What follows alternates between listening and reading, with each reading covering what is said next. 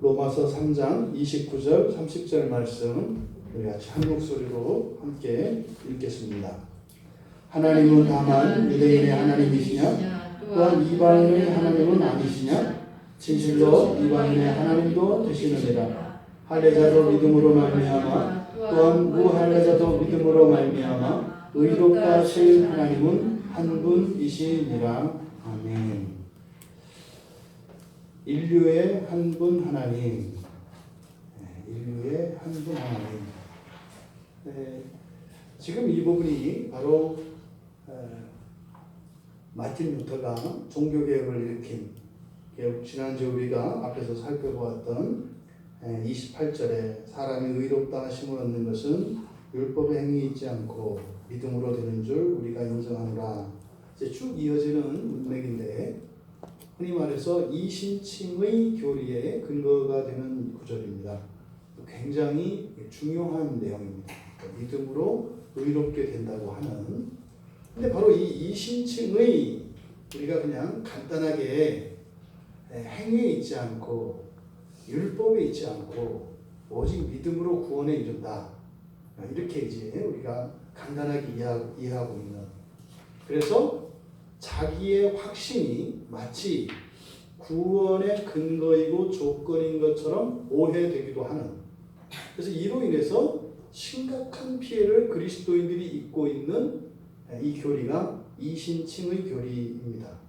그것에 대해서 지금 부연 설명을 하고 있는데 바울 사도께서 지금 여기서 설파하시려고 하는 선포하시는 그 내용은 성경에서 말하는 하나님, 다시 말해서 성경을 통해서 계시하신, 당신을 나타내신 그 하나님에 관한 지식들, 그리고 그 하나님이 인정하시는 그 백성들의 관계, 다시 말해서 참 하나님과 참 백성이 누구냐라고 하는 부분입니다.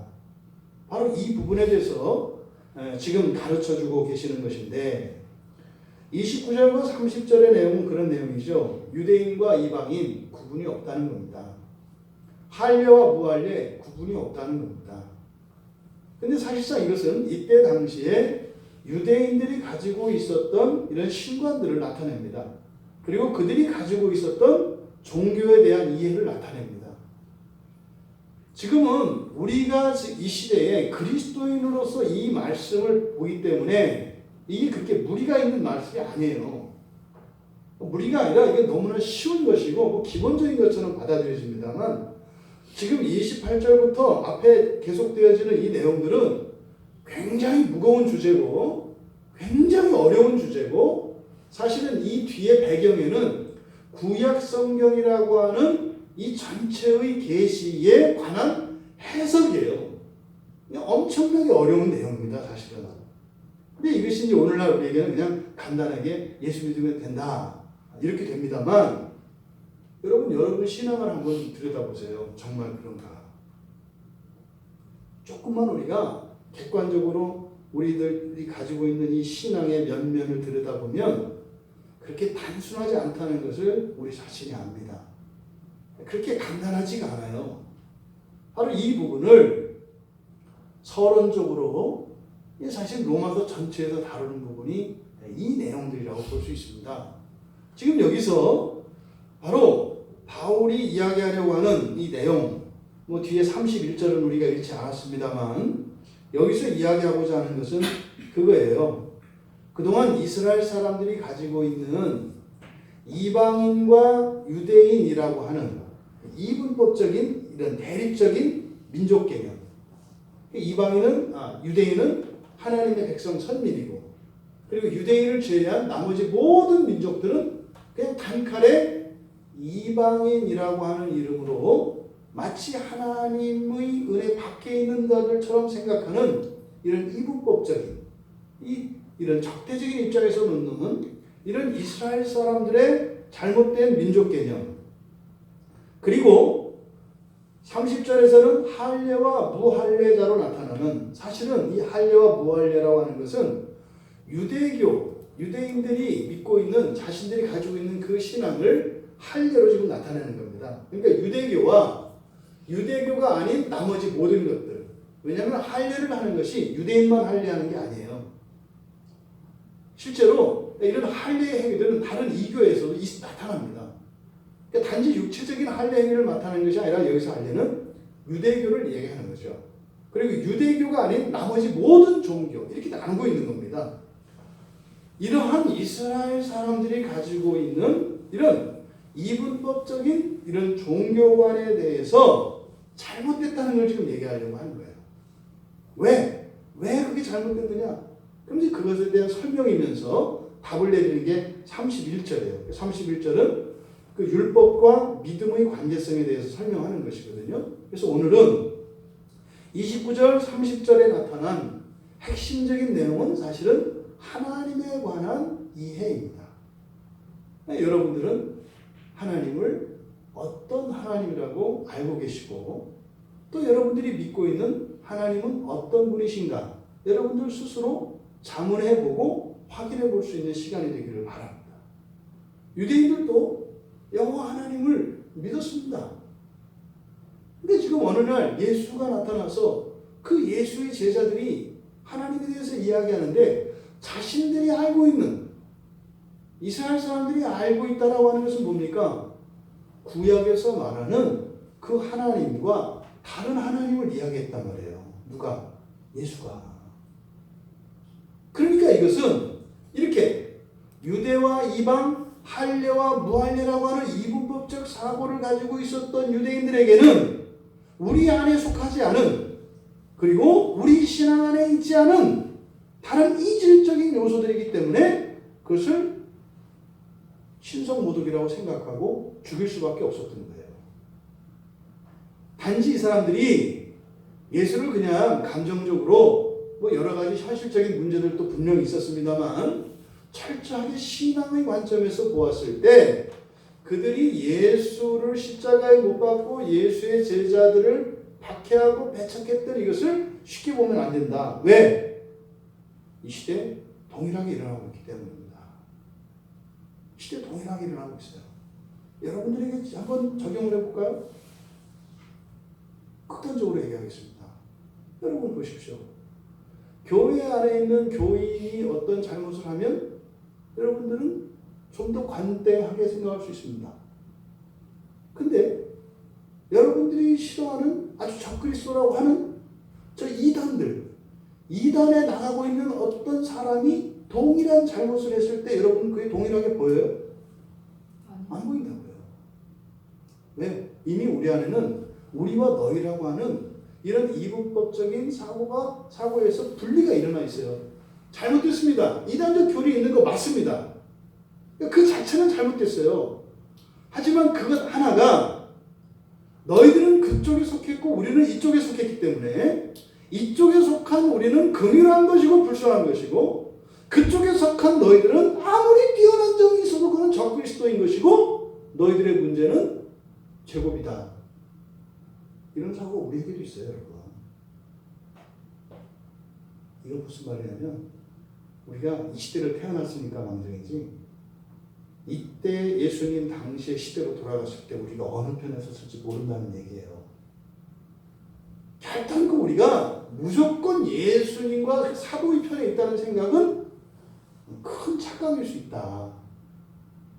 은혜의 시대에 우리가 살아가고 있기 때문에 덤으로 그 사도들의 터 위에 세워진 교회 안에 있기 때문에 덤으로 어떻게 은혜의 더 큰 은혜 위에 살아가기 때문에 우리가 이렇게 되어 있는 거지.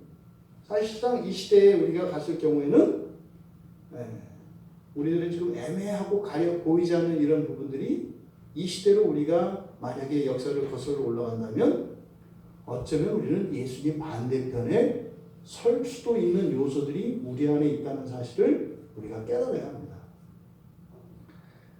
더더군다나 이제는 인간의 이성이 이제 하나님을 능가할 수 있다라고 하는 이 이성주의의 시대를 지나가는 그것도 이제는 뭐예요? 포스트 모던입니다. 초이성 시대거든요. 그러니까 어쩌면 거의 하나님과 맞먹을 수도 있을 것 같은 착각을 하고 있는 이 후기 근대 사회를 살아가고 있는 우리들의 정신 속에는 여기서 사도 바울이 이야기하는 오직 믿음이라고 하는 이것이 사실은 이때 당시 유대인들만큼이나 우리들이 받아들이기 어려운 내용이라는 것을 우리가 인식을 해야 합니다. 그래서 대충 알고 있는 이런 생각을 가지고 여러분들이 이 성경을 읽어서는 이 말씀이 가지고 있는 무게와 사실은 이 말씀에 걸려있는 굉장한 위험의 요소들, 이것을 우리가 간파하지 못할 수가 있습니다. 먼저 하나님은 다만 유대인의 하나님이시냐? 이방인의 하나님은 아니시냐? 여러분 묻습니다. 하나님은 교회에 다니는 사람만의 하나님이고 교회에 안 다니는 사람들의 하나님은 아닌가요? 이게 쉽지 않다고요. 이게 쉽지 않다고요. 우리가 알고 있는 또 이런저런 어떤 교리적 지식들이 이렇게 대답을 선뜻 못하게 목에서 나가요. 야, 너 이렇게 대답하면 저런 말이 나올 수 있고 저렇게 대답하면 이런 말이 나올 수 있는데 그러니까 어떻게 말을 안 하잖아요. 침묵하잖아요. 지금 분명히 사도 바울은 여기서 이야기합니다. 진실로 이방인의 하나님도 되시느니라. 진실로 이방인의 하나님도 되시느니라. 이 얘기는 뭐예요? 유대인들에게는 철저하게 우리만의 하나님이라고 하는 인식이 있었다는 거예요. 유대인들이 믿고 있었던 하나님 여호와죠. 여호와 하나님이죠. 근데 여호와 하나님은 민족신입니다. 누구예요? 이스라엘 민족의 신이에요. 그래서 이방인들도 물론 이 안에 들어옵니다만 사실은 유대 사람들은 절대로 출애굽할 때 이방인들이 같이 섞여 들어왔고 또 이렇게 노예들이나 이방인들이 안에 들어왔을 때 그들이 함께 만찬에 참여하고 제사를 드리고 할 수 있었던 이것으로 인해서 하나님이 이방의 하나님도 될 수 있다는 생각을 죽어도 안 해요. 이스라엘 사람들은. 그 사람들은 어떻게 생각해요? 이방인들이 이스라엘 속으로 들어오는 거죠. 이스라엘 사람들 속으로 들어오는 거예요. 하나님은 이스라엘의 하나님이에요. 그러니까 모든 사람들은 어떻게 해요? 이스라엘 속에서만 하나님을 만날 수 있어요. 그게 오늘날 메시아닉주들이에요. 메시아닉주들이 우리가 과거에 잘못했다. 그래서 이제는 우리가 개종을 해서 예수를 메시아로 받아들였다. 하지만 우리의 정통성을 인정해달라. 극단적으로 제가 얘기를 하는 겁니다. 그러니까 유대인이 되고 그리스도인이 되고 이스라엘 사람이 되고 그리고 나서 이스라엘의 하나님이신 여호와의 백성이 된다 이 말이에요. 이들이 이방인들이 이스라엘에 편입되어 들어오는 이 할례 제도를 통해서 하나님의 크심을 본 것이 아니라 이스라엘의 정통성을 봐왔다 이 말이에요. 그래서 이스라엘 사람들이 알고 있는 하나님은 우리 민족의 하나님입니다. 왜 그럴까요? 다 성경에 기초한 겁니다. 성경에서 그렇게 계시하고 있어요. 구약 성경에서. 여러분 모세오경 안에서 어디가 이방인의 하나님이라는 증거가 어디 있어요? 없어요, 여러분. 이때 당시에 이 초대교회 이때 아직 성경이 없단 말이에요. 이때 율법 하면 뭐라고 했어요? 모세오경이라고 했어요. 그럼 모세오경이 이 사람들에게는 신앙의 절대 기준이에요. 그럼 모세오경에서 계시되는 하나님, 그 하나님은요 아버지의 하나님이에요. 아버지는 누구예요? 조상이라고요. 조상의 하나님. 창세기 27장 20절에서 처음 나타나는데 아버지 하나님, 조상의 하나님이에요. 그 조상은 누구요? 아브라함이에요. 아브라함. 그래서 창세기 28장 13절 32장 9절에 보면 아브라함의 하나님, 이삭의 하나님 이렇게 고백돼요. 그러다가 이제 출애굽 이후에 출애굽기 3장 6절에서 야곱의 하나님이 추가됩니다. 아브라함, 이삭, 야곱 이렇게 내려가잖아요. 그러니까 이들이 가지고 있는 그 하나님, 여호와 하나님은 누구의 하나님? 아브라함의 하나님인데 그래서 어떻게 해요? 아브라함의 자손들이 그 안에 속한다고요. 분명히 하나님은 아브라함에게 아브라함의 씨를 약속하셨거든요. 그래서 그쪽 안에 유대교 안에 그러면 야곱과 에서 뭐 이런 또 야곱의 12지파 그래서 지파 간의 어떤 우월성, 정통성 이런 거 가지고 그래서 유대교 안에도 엄청나게 많은 분파가 많아요. 그러니까 이스마엘은 우리 여호와 아래 있다 없다 또 이런 싸움이 있다고요. 왜 이스마엘은 정통이 아니니까 그건 이단이다. 또 어느 한쪽에서는 아니다. 분명히 이스마엘에게도 주의 사자가 나타나서 분명히 한 민족을 약속했고 그 계시에 의해서 이루어진 거기도 우리 형제고 한 민족이다. 뭐 굉장히 많아요.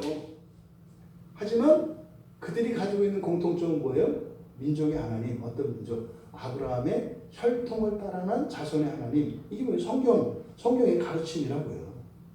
이런 민족신 사상은 모세오경에서뿐만 아니라 훗날 왕조 시대에도 계속되고 있다는 것을 우리가 알 수 있어요.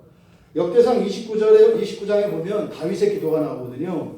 근데 29장 18절에 그 다윗이 기도를 할 때 똑같이 이렇게 이야기를 한다고요. 우리 민족의 하나님이에요. 우리 조상의 하나님. 그리고 역대하 30장에 보면은 히스기야 왕이 내린 그 유월절, 우리가 살펴보았던 유월절을 지키기 위해서 백성들에게 칙령을 내려요. 그때 그 칙령을 내릴 때 그 유월절 절기를 지켜야 되는데 그때 그 하나님에 대한 인식, 그 하나님이 바로 우리 조상의 하나님이에요. 그러니까 성경에 보면 전부 다 하나님은요 아브라함의 그 자손들의 하나님이라니까요. 구약을 보니까. 그러니까 예수님 당시에 사람들이 볼 때 만인의 하나님 이러면요 있을 수가 없는 거라고요. 이게 간단한 문제가 아니다 이 말이죠. 왜요? 이 사람들도 구약 성경을 절대적으로 이 모세오경을 절대적인 하나님의 말씀의 원천이라고 본다 이 말이에요. 그러니까 하나님의 계시는 성경에 나타난다고 믿는다고요.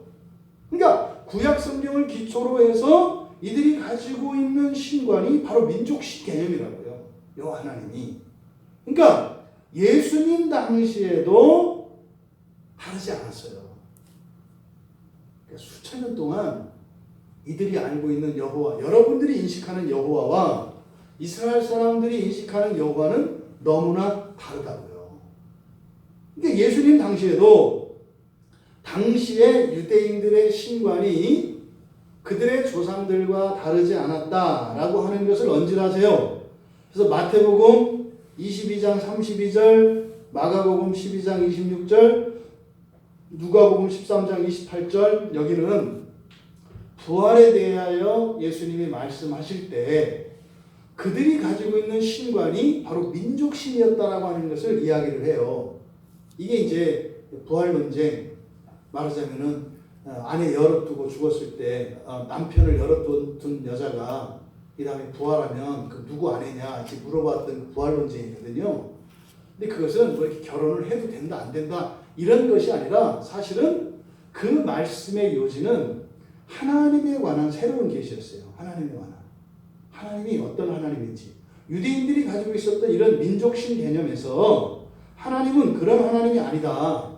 이것을 말씀하시려고 하는 중요한 가르침이 내포된 본문이거든요.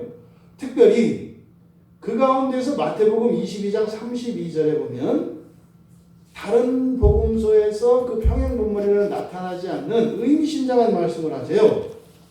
거기서 뭐라고 하시냐면 나는 아브라함의 하나님이요 이삭의 하나님이요 야고보의 하나님이라 하신 것을 읽어보지 못하였느냐? 이거 다 똑같이 들어가 있어요. 그런데 거기에 뭐가 추가되냐면 하나님은 죽은 자의 하나님이 아니요 살아있는 자의 하나님이시니라. 죽은 자의 하나님, 살아있는 자의 하나님. 죽은 자와 살아있는 자라고 하는 이것이 명확하게 무엇을 나타내지 않습니다. 근데요, 하나님은 누구의 하나님이라고요? 예, 아브라함, 이삭, 야곱의 하나님이 아니라 그것을 능가해서 누구예요? 살아있는 자의 하나님이라고요. 무슨 말이에요? 만유의 하나님이라는 뜻이에요.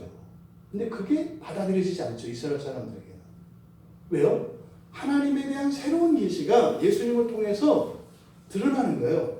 성경은 여러분 구약 성경과 신약 성경을 합해서 성경이라고 합니다. 그러니까 구약 성경에 모든 게 다 나와 있지 않아요. 아직 완성되지 않은 계시라고요. 다 드러나지 않았어요. 아니 하다못해 저 텔레비전에서는 저 드라마도 마지막 그 종편을 봐야 이게 어떻게 되는지 꿰지는데 아직 계시가 완성되지 않은 더더군다나 그 토라를 가지고 하나님을 다 아는 것처럼 생각하는 유대인들의 신관이 허점이 있고 미완성인 것은 틀림없단 말이죠.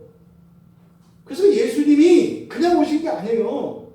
그냥 너무 여러분들이 구원론적으로 예수님이 십자가에서 죽으셔서 우리의 죄를 대속하실 이것만 너무 생각을 하니까 그냥 죽었고 살았고 뭐 이렇게 얘기를 하는데 좀 더 구체적으로 하나님에 관한 새로운 계시예요.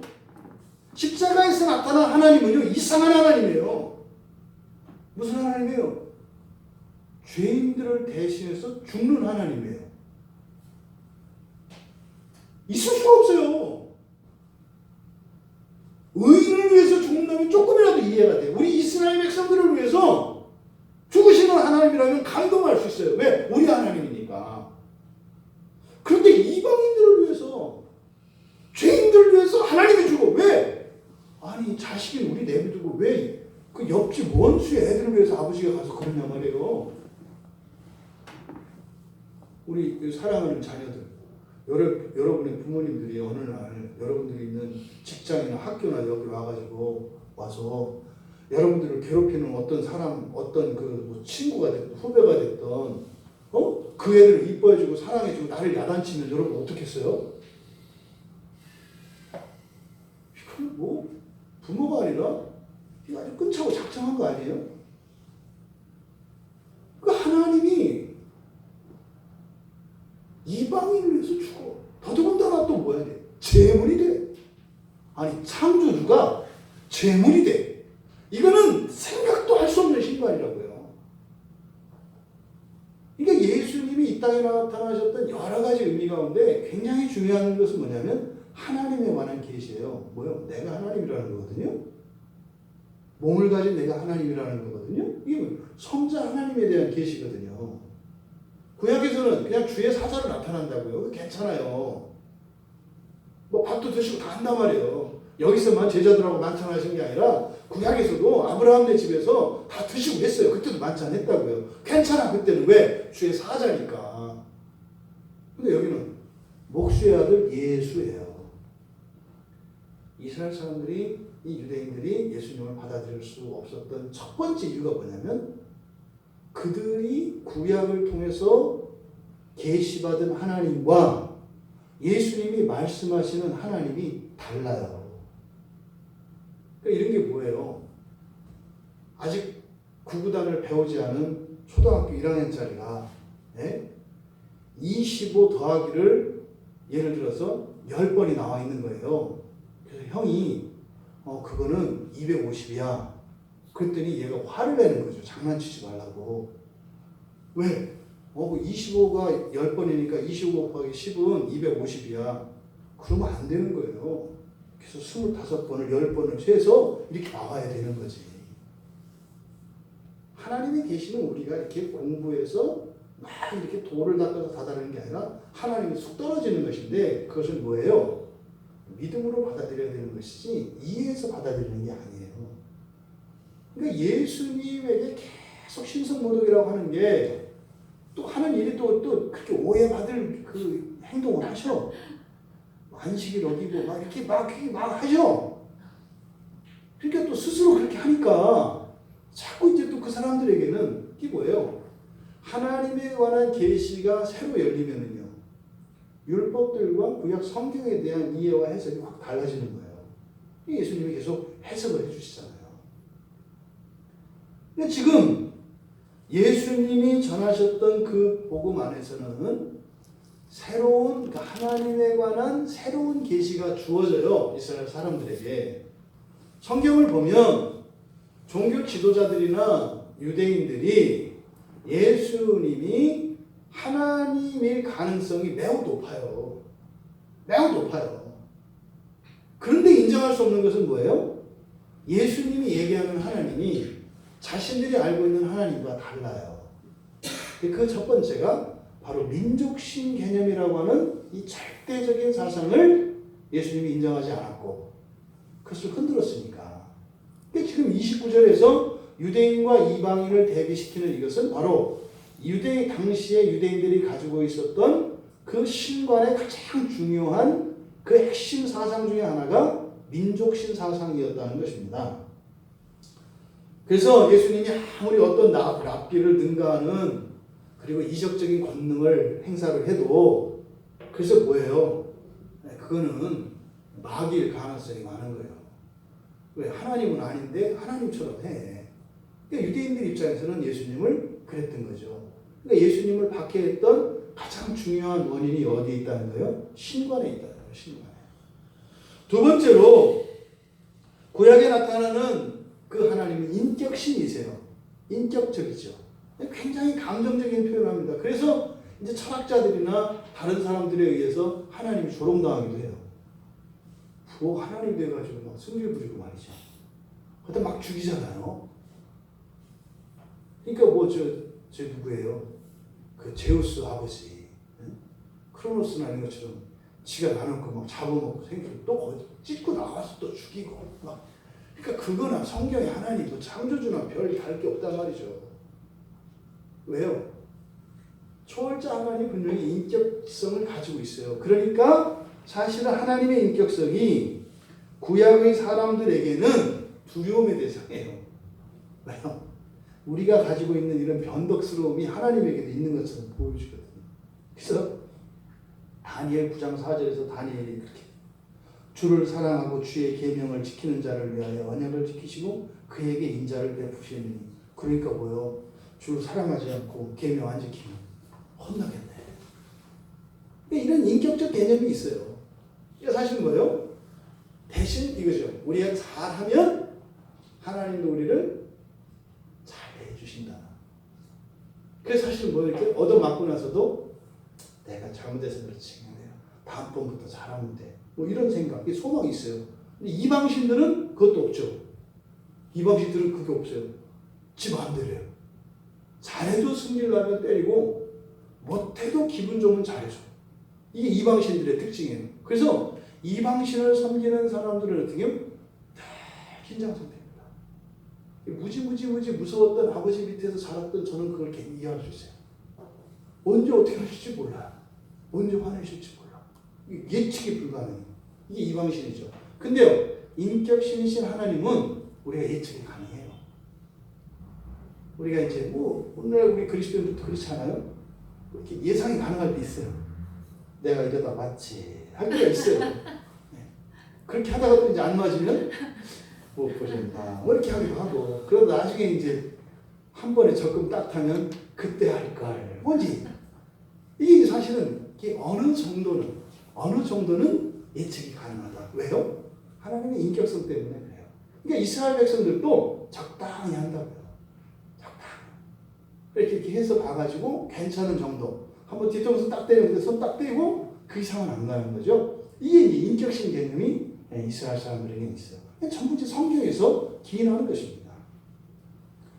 가장 중요한 차이, 가장 논쟁이 되고 있는 부분이 바로 이스라엘 사람들이 믿고 있던 그 사람들이 알고 있었던 그 신에 관한 지식, 신지식의 그 한계가 뭐냐면 일신론인데 그들이 가지고 있던 일신론은 다신론적 일신론이에요. 뭐라고요?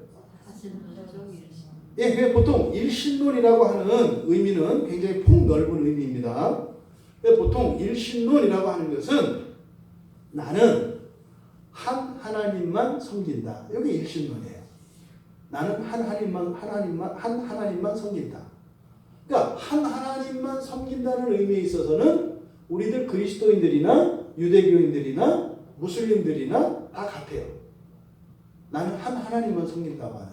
근데 사실 그거는요, 무당들도 같아요. 제대로 된 무당은 한 신만 섬겨요.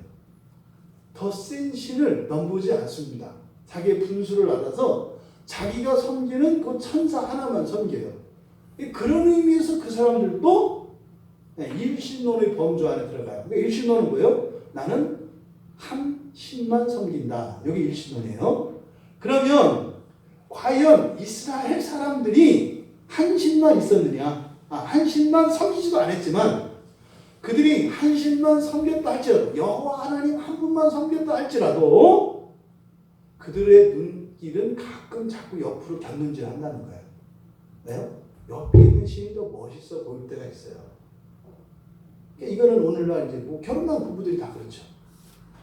한 아내, 한 남자, 한 여자만 사랑하고 하죠. 근데 가끔은 눈이 이렇게 쳐다봐줘요. 저 사람은 우리 남편보다 배가 덜 나왔네. 저 여자는 뭐 내 아내보다 어떠하네. 뭐 이런 비교가 마음을 주는 건 아니지만 이게 본다 이 말이에요. 근데 이들이 가지고 있는 그 다신론적 일신론 이것도 마찬가지로 성경에서 비롯되는 거예요. 항상 문제는 누가 문제라고요? 성경이요. 성경이라고 하면 안 되고 하나님. 그들이 아는 하나님. 그러니까 우리도 항상 우리 인생에 제일 문제 일으키는 분은 하나님이라고요. 근데 그때 하나님은 뭐예요? 내가 아는 하나님이죠. 그렇죠? 사실 근본적인 원인은 나의 무지가 원인인 거죠. 하나님 온전히 모르니까. 십계명의 1계명 출애굽기 20장 3절과 신명기 5장 7절에 나오는 하나님이 모세한테 주셨던 최초의 계명이에요. 가장 중요한 1계명. 뭐라고요? 너는 나 외에 다른 신을 섬기지 마. 그러니까 다른 신들이 있어요, 없어요? 있잖아요. 나 외에 다른 신들을 섬기지 말래요. 왜 다른 신들이 있어요, 없어요? 있어요. 근데 사실은 아직 구약, 그러니까 모세조차도 이게 무슨 말인지 못 알아듣는다고요. 모세조차도 처음에 가지고 있었던 신과는 다신론적 일신론이에요. 모세조차도. 아론은 더 말할 것도 없고. 모두 다 이 시대 사람들이 그래요. 그러니까 1계명에서도 이미 다른 신들이라 그래서 다른 신들에 대한 가능성이 열려 있다고요. 그러니까 유대인들이 구약 성경을 통해서 가지고 있는 신과는 뭐예요? 많은 신들 가운데 가장 위대한 신이 누구세요? 여호와 하나님이신 거예요. 여호와 하나님만 섬기라는 거죠. 그들은 그렇게 이해가 돼요. 게다가 그 뒤에 이어지는 내용을 보면 또 가관도 아니에요. 뭐라고 하시냐면 나는 질투하는 하나님이다 그래요. 질투하면 질투의 대상이 있는 거 아니에요. 질투의 대상이. 또 질투만 하시는 게 아니에요. 또 보복도 하시거든요. 복수도 하세요. 복수도. 심지어 출애굽기 22장 20절에서는 여호와 외에 다른 신에게 제사를 드리는 자는 멸할지니라 그래요. 이거를 우리에게 적용하면 어떻게 해요? 외간 남자나 외간 여자에게 눈길을 주면 다 사형에 처하라 이런 거예요. 아주 인류를 말리려고 작정을 했지. 아니. 그러니 이들이 뭐예요? 하나님을 섬기려고 하긴 하는데 잘은 모르겠는데 하나님 말고 또 다른 신이 있는 거예요. 그러니까 어떻게 우리는 그걸 섬기려고 하는 게 아니라 궁금하잖아. 어차피 봐도 난 하나님만 섬길 거고 하나님보다 더 나은 신이 있을 거라고 생각도 한 적은 없어. 하지만 또 다른 신들이 있다니까. 그 못난 신들을 그냥 한번 보고 우리 하나님을 더 높이고 싶잖아. 이렇게 보고 싶다. 그러니까 이게 이런 다신론적 신관이 이스라엘 사람들에게는 철저하게 배 있어요. 왜? 성경을 보고요. 성경을 보고. 나홈 1장 2절에서 그 보복하시는 하나님이라고 나홈 선지자를 통해서 이야기한다고요. 질투만 할 뿐만 아니라 보복한다.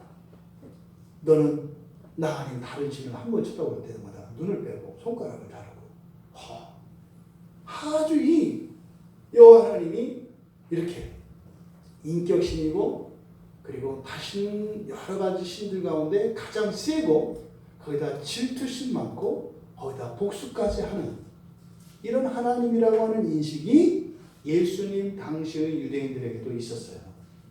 근데 성경에서 가르쳐주는 신과는 사실은 그냥 다신론적 신과 다신론적 유일신이 아니죠. 다신론적 그러니까 일신론이 아니에요. 일신론이 아니라 우리가 성경에서 우리에게 가르쳐주는 신과는 일신론이 아니라 유일신론입니다. 뭐라고요? 유일신. 기억하셔야 돼요. 유일신. 이때 유일신의 유는 있다가 아니라 오직 유자라고 그랬어요. only. 신은 한 분. 이것이 최종적으로 계시되어진 하나님의 최종판이에요. 하나님에 관한 최종판이 유일신론이에요. 유일신. 그런데 이 유일신이라고 하는 것은 일신론만 달라요. 그러니까 아까 말씀드렸던 것처럼 오직 그러니까 하나님은 한 분이시다라고 하는 이 유일신론이 일신론 안에도 포함되는 이유가 어차피 하나님은 한 분밖에 없으니까 유일신론자들은 어차피 하나님 한 분밖에 못 섬겨요.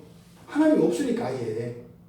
그런 의미에서 일신론 안에 속하지만 일신론과 유일신론은 완전히 다르다. 이것을 우리가 기억해야 합니다. 그런데요, 사실상 이 유일신론의 가르침이 이게 신약에 와서만 그렇게 되느냐? 아니에요. 이미 구약 안에서도 바로 이 유일신론이 유일신 하나님이 가르쳐집니다. 요 극명한 대비가 그러니까 아마 이사야 선지자가요 개인적으로 굉장히 다른 선지자들에 비해서 그 신앙 안에서 아주 신령한 기쁨과 즐거움을 많이 누렸던 선지자예요. 왜냐하면 하나님에 관한 이 신적 계시의 진전이 딱 일어나는 사람이거든요. 그러니까 이사야 선지자도요 맨 처음에는 다신론적, 일신론 사상을 가지고 있었어요. 그러니까 이사야도 맨 처음에는 여러 신들 가운데 우리 하나님 최고 이 생각이 있었다고요.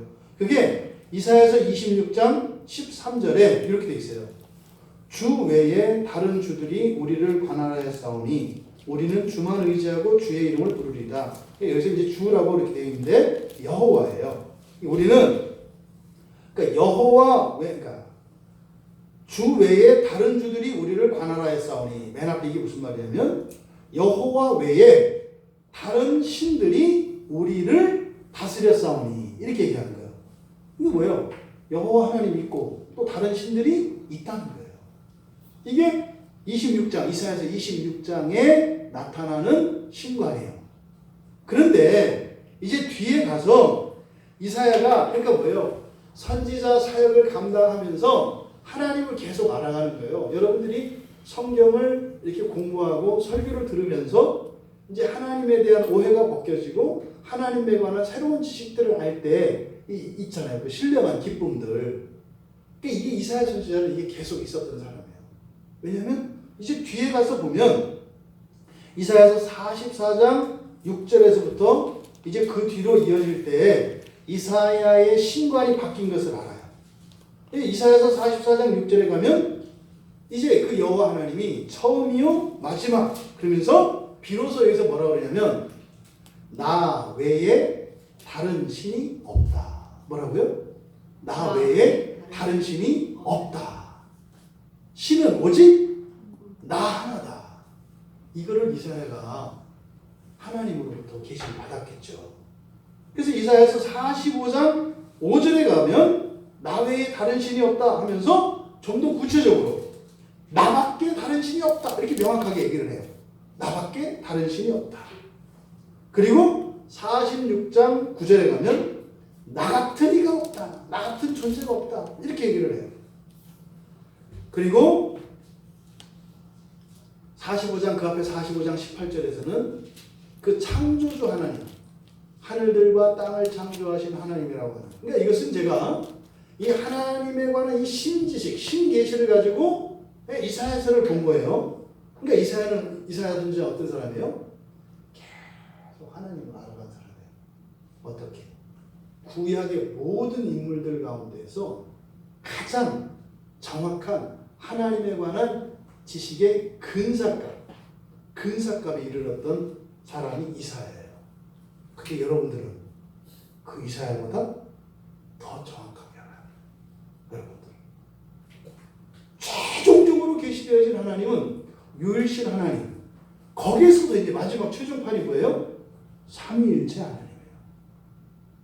성부와 성자와 성령으로 세 인격으로 하지만 한 분이신 유일하신 하나님.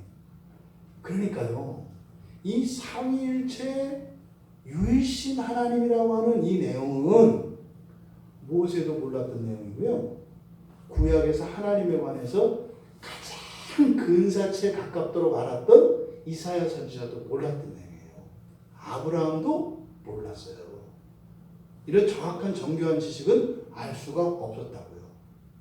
물론 그때는 몰라도 돼요. 이 시대가 악이 점점 발흥하기 때문에 악이 커짐으로 인해서 우리의 신앙을 지키기 위해서는 그렇게 커진 악들에 대응하는 지식이 하나님의 순전한 계시가 나타날 필요가 있기 때문에 우리에게는 계시된 거죠. 바로 성경에서 이야기하는 최종적인 하나님에 관한 신계시의 최종판은 바로 삼위일체 하나님, 유일신이시지만 삼위일체이신 하나님이라는 것이 최종적인 성경의 하나님 계시입니다. 이 내용을 설명을 해줄 수가 없어요. 그러니까 지금 여기서 간단하게 지금 유대인과 이방인에 대해서 할례자, 무할례자에 대해서 사도 바울이 거론하고 있지만 사도 바울이 잘 알아요. 이 사람들이 하나님을 어떻게 알고 있는지. 근데 이 하나님, 새로 예수 그리스도를 통해서 나타난 하나님에 관한 최종적인 계시를 가르쳐 주려고 하는데 이거는 도저히 받아들일 수 없는 것이라는 것을 알고 있어요. 그래서 어떻게 해요? 여기서 그냥 서론격으로 툭 던져주는 거죠. 그래서 사도 바울이 지금 여기서 가르치려고 하는 것은 이 내용, 최종적인 계시인 삼위일체 하나님이시라고 하는 이 내용을 여기서는 뭐라고 설명하는 거예요? 만인의 하나님이시라는 거예요. 모든 인류의 한 분 하나님이시다. 왜요? 알아듣기 쉽게. 이들이 오해하지 않도록. 이때 당시에 여기서 삼위일체 이런 얘기 했다가는 바울은 금방 태워서 죽어요. 사실은 이 삼위일체 계시도 아직 이렇게 정확하게 이때까지도 정리가 안 됐다고요. 사실은. 바울 사도도 굉장히 고민을 하고 있어요. 그러니까 자기도 말을 하다 보면 꼬여요. 이렇게 했는데 말을 했는데 말이 안 돼. 내가 이런 적이 없는데. 그러니까 이해 안 되는 그런 부분들이 있다고요. 그건 언제? 뒤에 가서 이제 요한에 의해서 계시록이 완성되고 이것이 성경으로 딱 완전히 완성되고 난 뒤에 구약과 신약을 어우러서 전체적으로 통시적으로 공시적으로 이렇게 보니까 이거를 삼위일체 하나님이라고 말할 수 있는 거예요. 그러니까 이게 엄청난 지식이라고요. 그러니까 여호와의 증인들이 얘기하는 것처럼 삼위일체 하나님이 혹시 성경 어디에 나오는지요? 그러니까 이건 무지의 극치예요. 무식의 극치고. 그러니까 성경 전체에 나타난 하나님에 관한 모든 계시를 그를 압축해서 그 말로 약속을 하는 거죠. 삼위일체 하나님이라고 하는 이 말을 가지고 설명할 수 있는 사람은 아무도 없어요. 책으로도 다 설명 못해요. 100만 권을 써도 다 못 써요. 절대로. 이게 설명해달라는데 설명해줄까? 응? 그럼 한 몇 년을 같이 살아보고서 계속 들어야 되는데 말이 안 되는 거죠. 그래서 지금 사도 바울은 그 내용을 지금 단순화시켜서 어떻다? 만인의 하나님이다. 그러니까 유대인들이 가지고 있는 인간관, 유대인과 이방인, 그렇죠? 유대인과 이방인 그러면요, 전 인류예요. 이 세상에는 유대인이 있든지 이방인이 있든지 둘 중에 하나예요. 그래서 이방인과 유대인 그러면 이 세상의 모든 인간을 의미해요. 그래서 유대인의 하나님이시요 이방인의 하나님이시나 이 말은 뭐예요? 모든 인류의 즉 만인의 하나님이시다. 그래서 이스라엘 사람들이 가지고 있었던 민족신 개념을 일단 깹니다. 아니다. 심지어는 지옥에 가는 사람들의 하나님이시다. 모두의 하나님이시다. 하나님은 이 내용을 이야기하고 있는 거죠. 그 다음에 두 번째로 바로 30절에서 할례자와 무할례자에 대한 이야기를 하는데 참 종교는 그냥 하나라는 거예요. 참 종교. 할례는 바로 유대교를 말하겠죠. 그럼 뒤에 나오는 무할례는 뭐겠어요? 모든 이교들과 미신과 모든 걸 다 포함하는 거예요. 그 안에 무할례 안에 다 들어가요. 그러니까 세상에 이런저런 이름의 이런 종교가 있지만 참 종교는 오직 하나다. 참 종교는 오직 하나다. 이렇게 이야기를 하는 겁니다. 다른 모든 종교들이라고 하는 것은 모든 종교는 결국에 신관에서 파생됩니다. 그러니까 신이 많으면 많을수록 종교의 숫자가 많아지는 거예요. 또 그들이 가지고 있는 신관에 따라서 그 종교의 형식이나 성격이 규정이 돼요. 결국에는 어떤 신이라는 신관에 의해서 종교들이 나오죠. 근데 바울 사도는 참 종교는 오직 하나다. 할례나 무할례나 다 하나다. 근데 전제가 뭐예요? 뭐라면 할례나 무할례가 다 동일해져요. 어떻게? 믿음. 근데 믿음이 뭐라고 했어요? 앞에는 그렇게 있어요. 할례자도 믿음으로 말미암아, 무할례자도 믿음으로 말미암아. 이렇게 하니까 이게 좀 애매합니다. 뒤에 믿음으로 할 때는 이 믿음에는 정관사를 써야 돼요. 그라는 말을 그라는 말을 붙여야 돼요. 그러니까 할례자도 그 믿음으로, 무할례자도 그 믿음으로. 그러니까 이 믿음은요, 우리가 생각하는 그런 믿음이 아니에요. 그러니까 바울이 이야기하려고 하는 어떤 믿음이 구체적으로 제한되어 있어요. 그 믿음이라고 해요. 그 믿음. 그냥 자기 마음대로 믿는 믿음, 확신, 이게 아니라 그 믿음이라고요. 그 믿음에는 내용이 있고 형식이 있어요. 사상이 있고요. 그래서 그 믿음이라고요. 그러니까 그냥 믿음 이러니까 뭐예요? 다 자기가 믿는 대로 가잖아요. 그게 아니라 이거 그 믿음이라고. 그 믿음. 그 믿음이 아니면 아니에요.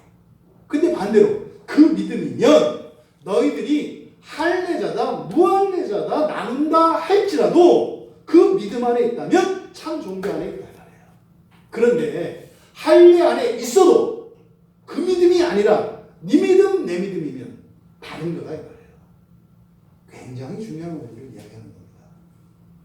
이거는 우리 오늘날 그리스도인들에게 이거는 굉장히 이렇게 경종을 울리는 말씀이에요. 왜 경종을 울리냐? 그 믿음을 따라가려 하지 않기 때문이에요. 오히려 그 믿음을 땅에 파묻으려고 해요. 오늘 아까 우리 교단을 위해서 기도했잖아요. 왜 이 합동교단, 고신교단, 합신교단을 왜 특별히 무슨 차별하는 게 아니에요. 그럼 다른 교단은 다 가짜냐? 그 얘기하는 거 아니에요. 성경이 성경 얘기하는 거예요. 성경이 오류 없는 하나님의 말씀이다 라고 그 교단 신학교에서 가르치는 학교가 여기밖에 없어요.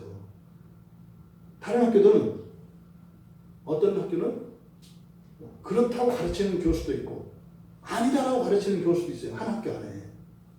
또 어떤 학교는 그냥 아예 대놓고 하나님의 말씀, 무슨 하나님의 말씀이야.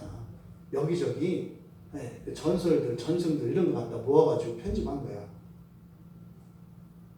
아마 이 사람들이 이제 앞으로 한국 교회에서 주도적인 역할을 하려고 하는 시도가 지금 일어나는 거예요. 이 사람들이 주창하는 바는 뭔지 아세요? 가난한 사람들 도와주고 소외당하고 약한 사람들을 도와주는 하나님. 왜요? 하나님은 가난한 자 편의 하나님. 하나님은 노동자의 편의 하나님. 혁명가로서의 하나님. 와 닿는다니까요. 이런 신학 사상을 가지고 있는 사람들을 이 나라의 교계의 기독교계의 지도자로 세우려고 하는 거예요. 왜요? 그게 네오막시즘이라고 하는 해방신학이에요. 이 해방신학은요, 사회주의 사상과 합쳐진 왜곡된 이질적인 기독교 사상을 말합니다. 사회주의자들이 가지는 기독교 신앙이 해방신앙이에요.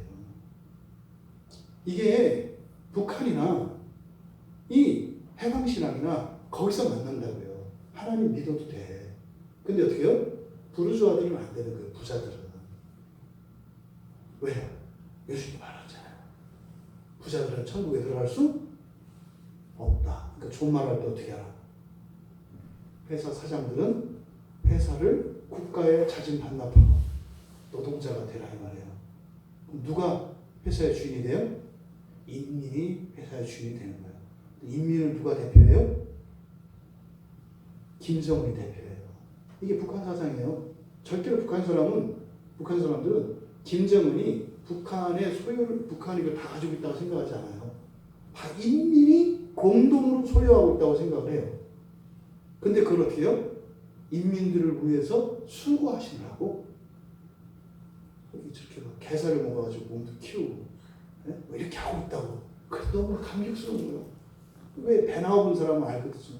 혼자서 발톱도 못 깎을 테고 그 옷감도 많이 들어가고 얼마나 일부러 그러는 거예요. 왜 이렇게 권위 있게 보이려고.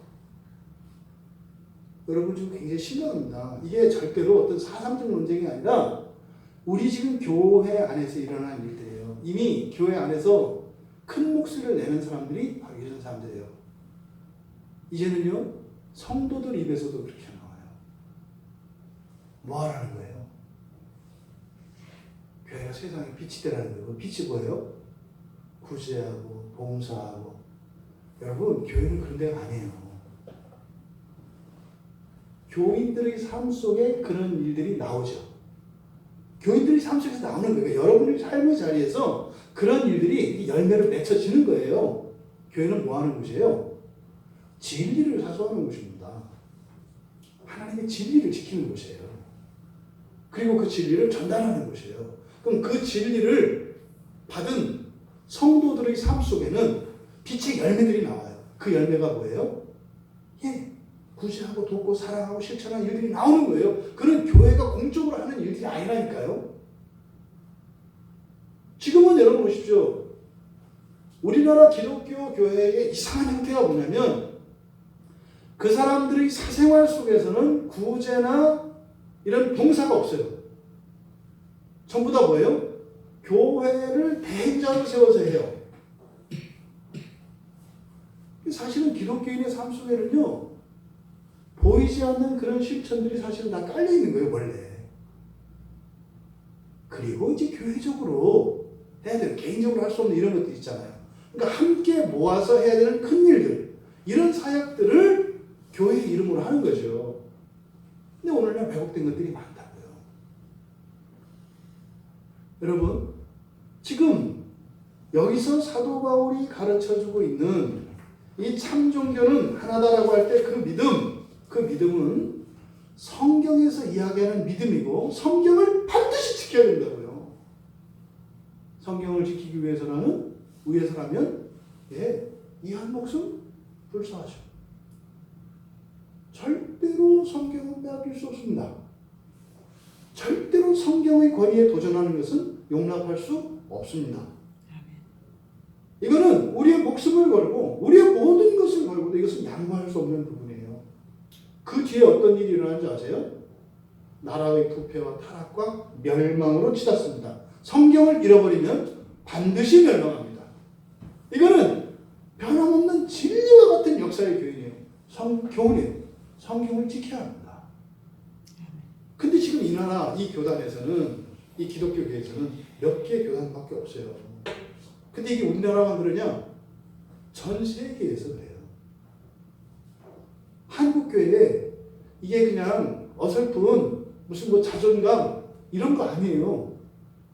전 세계 신학교에서 말입니다. 성경이 하나님의 말씀이라고 가르치는 이런 학교가 없어요. 지금 여러분들, 제가 알기로는 여러분, 이 자리에 계신 여러분들은 성경이 무한 하나님의 말씀이라고 믿는 사람들이거든요. 여러분 딴 나라 가면 여러분들 웃음거리 돼요. 다른 나라가 아니라 다른 나라 교회에 가면, 세계 어느 교회 가도요, 성경을 오류 없는 하나님의 말씀이라고 가르치는 교회가 없다니까요. 몇몇 년 사이에 일어난 일이에요. 옛날에 만약에 그러면요, 이단이요, 화형시켰다니까요, 마귀라고. 그러니까 여러분, 성경을 지켜내는 이 일이 얼마나 소중한 것인가. 그리고 단순히 이것은 어떤 신앙, 신조에 관한 이런 게 아니에요. 성경은 우리의 목숨 생명입니다. 성경을 잃어버리면 안 돼요. 지금 바울 사도가 여기서 이야기하는 것이 뭐예요? 그 믿음이라고요. 그 믿음. 오직 그 믿음으로만 의롭게 된다. 뭐예요? 오직 그 믿음으로만 참 하나님이 참 하나님 되시고 참 사람이 참 사람 된다는 거예요. 그러니까 하나님과 하나님의 백성의 관계는 오직 그 믿음에 의해서만 이루어진다. 여러분, 여기서 지금 바울 사도가 할례나 무할례나 다 동일하다. 이게 지금 잘못 적용되면 뭐예요? 예수 안에 한 가족 이런 얘기예요. 당신 예수 알아? 나 예수 아는데 우리 한 가족.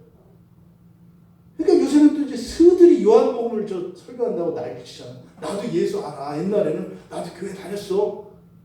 그래? 그럼 당신도 우리와 하나야. 이게 지금 농담이 아니라 일어나고 있다니까요.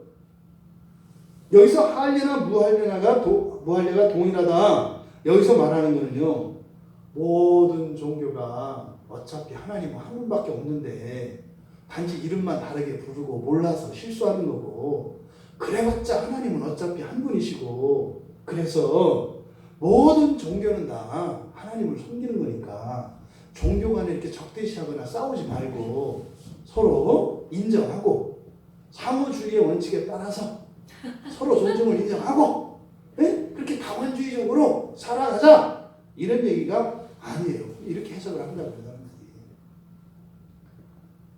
여기서 우리가 초점을 맞춰야 하는 것은 아까 말씀드렸던 것처럼 그 믿음, 같은 믿음, 이게 중요하다고요. 그러니까 믿음은 같은 믿음이 있고 다른 믿음이 있다는 거예요, 여러분. 뭐라고요? 같은 믿음이 있고 다른 믿음이 있다. 이거는요, 사람을 가르는 게 아니에요. 여러분 자신을 갈라야 돼요. 여러분 안에 같은 믿음이 있고 다른 믿음이 있어요. 이걸 성화라고 하죠.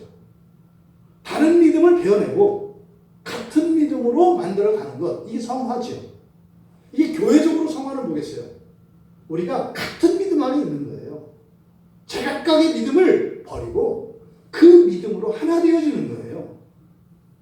이것이 바로 그 믿음, 여기서 초점이 되는 바울 사도가 이야기하려고 하는 그 믿음. 그러니까 믿음으로만 구원에 이른다 할 때 이 믿음은 행위나 율법에 대조되는 개념이 아니에요. 뭐예요? 믿음이 너무 제각각이었다. 뭐 해야 된다? 하나의 믿음, 같은 믿음을 가져야 된다. 이거를 오해해서 율법과 대립되는 믿음, 행위와 대립되는 믿음으로 각을 세워서 전혀 잘못 이것을 적용시킴으로써 엄청난 피해를 일으킨 게 마틴 루터예요. 마틴 루터의 배경은 중세 캐톨릭의 공로주의 사상을 가지고 있었기 때문에 죽어도 안 되니까 짐을 벗고 싶어 버렸던 거예요, 사실은. 너무 마틴 루터가 과대평가되어 있거든요. 해도 안 되니까. 그렇다고 떠날 수는 없고. 그러다가 깨달았죠. 그러니까 루터 안에도 사실은 뭐예요? 그 믿음이 있었고 다른 믿음이 있었다고요. 근데 그 전체를 해서 루터를 따라가면 안 돼요. 항상 섞여 있다니까요, 모든 것에는. 그럼 루터의 종교개혁 사상 안에는 그 믿음이 있고 자기 믿음이 있어요. 마지막에 루터가 내가 이신증인 교리를 말한 게 취소해야 되겠다. 왜요? 교인들이 또 엉망진창이 되어버렸어요.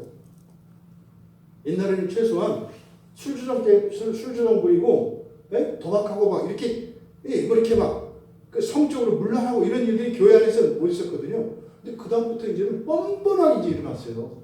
심지어는 사제들까지. 그리고 나서 뭐라고 하는 줄 아세요?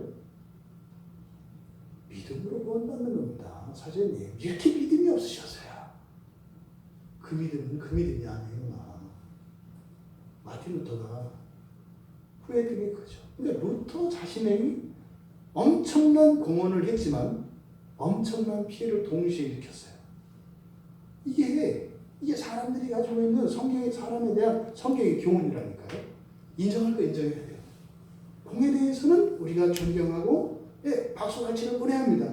하지만 그 안에 있는 그 믿음이 아닌 다른 믿음에 대해서는 우리가 끊임없이 분별해내야 돼요. 그래서 교회 역사가 가면 갈수록 어떻게 돼요?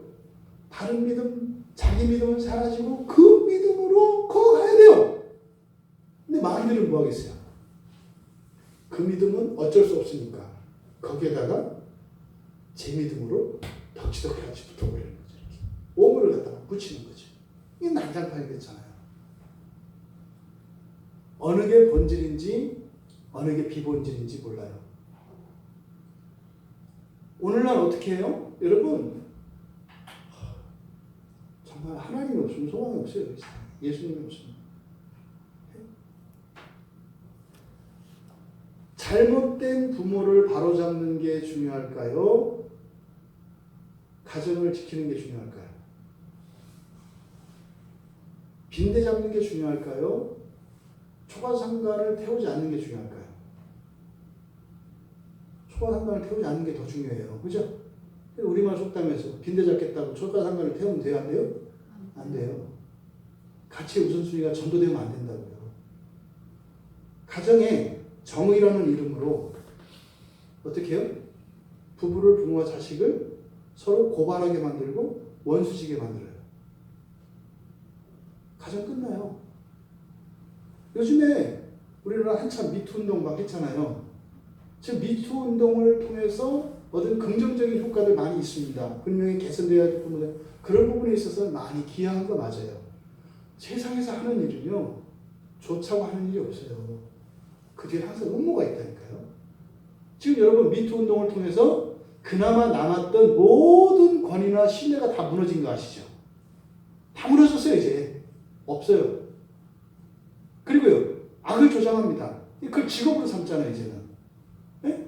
요즘 여성들은 진짜 좋은 세상이에요. 요즘 여성들은 진짜 마음만 먹으면 편안하게 살 수 있어요. 편안하게. 진짜로.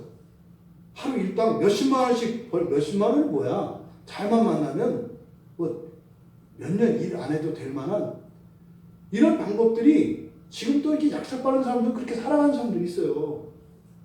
이게 지금 얼마나 이 해체가 심각하고 급속하게 일어나는지 몰라요.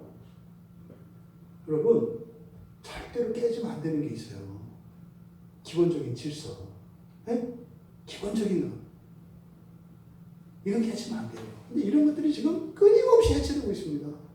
이거를 포스트 모더니즘이라고 하는 거예요. 포스트 모더니즘의 핵심은 해체예요. 해체. 다 부수는 거예요. 모든 거. 물론 다 부숴도 하나님이 다시 세우실 줄 믿습니다. 아멘. 멸망하지 않을 거 알아요. 그런데요, 그 아픔은 우리가 겪어야 돼요.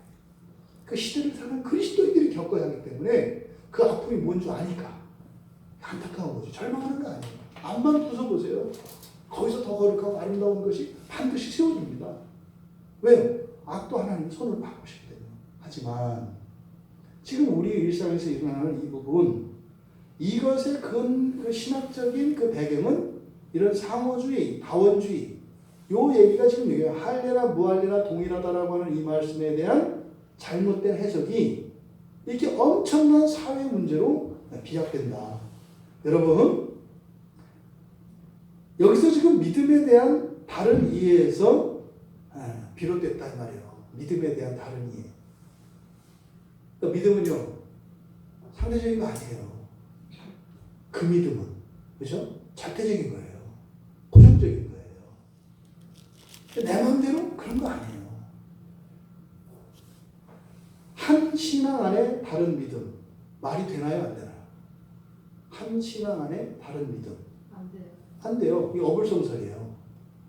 근데 바울 사도가 설명하려는 게 요거예요. 한 신앙 안에 다른 믿음. 이 한 신앙 안에 다른 믿음이라고 하는 이 말은 논리학에서는 이런 걸 모순율이라고 해요. 모순율. 그러니까 사람이 이렇게 판단하는 기본적인 원리가 있거든요. 그게 이제 세 가지 있어요. 그 중에 하나가 모순율이라고 하는 건데, 모순율이라는 것은요, 확실히 틀리다는 논리예요. 그거는 확실히 틀리다. 그러니까 그거면 뭐예요? 진리가 아니다라고 하는 것을 증명하는 게 모순율이에요. 이런 거죠. 나는 나다. 그죠? 이걸 동일률이라고 해요. 나는 나다. 너는 너다. 나는 나고 너는 너예요. 이걸 동일률이라고 하거든요. 진리잖아요. 그러니까 내가 나면 나는 내가 아니죠. 나는 너가 아니에요. 너도 내가 아니죠. 그럼 이거를 바로 모순율이라고 해요. 그러니까 절대로 나는 내가 될 수 없고 너는 내가 될 수 없잖아요. 그럼 이게 나라고 하는 것을 증명을 하면 또 반대로 너라고 하는 것을 증명을 하면 나 아닌 거죠. 또 나라는 것을 증명하면 내가 너 아닌 거죠. 이게 이제 논리를 하는 방식인데 여기서 보십시오. 한 신앙 안에 다른 믿음. 신앙이라고 하는 것은 믿음이거든요. 한 신앙이라니까 같은 신앙 아니에요. 근데 다른 믿음이면 다른 신앙 아니에요. 근데 뭐라고 얘기했어요? 한 신앙 안에 다른 믿음. 그러니까 논리적으로는 이게 뭐예요? 모순이고 틀린 거라고요. 이 세상에 예수님이 하나님 나라가 완성되기 전에는요. 우리가 가지고 있는 이 신앙은 완전하지 않아요. 어느 누구도 그 믿음만 가지고 있는 신앙은 없어요. 이 세상에. 중요한 것은 그 믿음을 가지고 있느냐 없는 거죠. 그런데 이때 당시 로마 교회 내에서는 어떤 일이 일어났어요? 다른 믿음을 가지고 서로 싸우는 일이 일어났다고요. 왜? 다른 믿음이 있으니까 한 신앙이 아니다라고 얘기했던 거예요. 그러니까 기독교에 대한 근본적 이 사람 다 예수님 믿는 사람들이에요. 하나님 믿는 사람들이에요. 근데 그 안에서 싸움이 나고 쫓아내고 이런 일들이 일어났다고요. 왜요? 이 모순일이라고 하는 논리를 가지고 신앙을 판단하려고 했을 때 논리로는 도저히 참이라고 할 수 없는 교인들이 교회 안에 있는 거예요. 근데 문제는 내가 저쪽을 내가 아니라고 얘기했을 때 그럼 나도 저쪽이 아니잖아요. 저쪽이 봐도 나는 아닌 거죠. 그럼 교회 안에 뭐가 안 나와요? 다 아닌 것만 나와요. 모순율을 가지고 보면. 나는 내가 알거든. 내가 기독교인이거든요.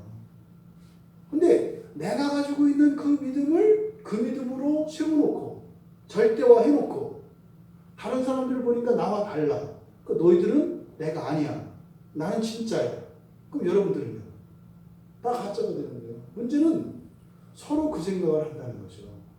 논리를 가지고 우리의 신앙을 판단하고 신앙생활을 하려고 했을 때 얼마나 심각한 일이 일어나는지 몰라요. 이게 지금 교회 안에서 일어나는 모든 분란들의 원인이에요. 왜요? 여러분, 기독교 신앙 안에는요, 그 믿음이 우리를 한 신앙 안에 있게 해요. 근데 그 믿음과 함께 무엇이 있어요?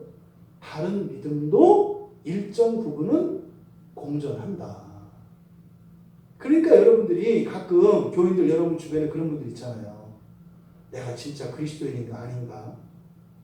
그거 뭐겠어요? 내 안에 있는 그 다른 믿음의 요소들, 그런 그리스도인인가 아닌가를 고민할 게 아니라 그리스도인이 아닌 것처럼 생각하게 하는 그것들을 그 믿음으로 바꾸는 일에 마음을 쏟아야 되는데 거기에 써야 할 힘을 갖다가 내가 진짜인가 아닌가 이 고민을 하면서 평생을 보내요. 지금 바울 사도가 여기서 지적하는 부분은 바로 이겁니다. 여러분, 모순율, 동일률이라고 하는 이런 기본적인 논리를 가지고 신앙을 판단하려고 할 때 신앙은 모순된 것으로 인식될 수밖에 없어요. 그래서 우리의 신앙은 오직 그 믿음으로. 그 믿음. 저는 특별한 은혜라고 생각을 해요. 여러분, 그 믿음의 핵심적인 내용이 뭡니까? 그 믿음의 특히 핵심적인 내용.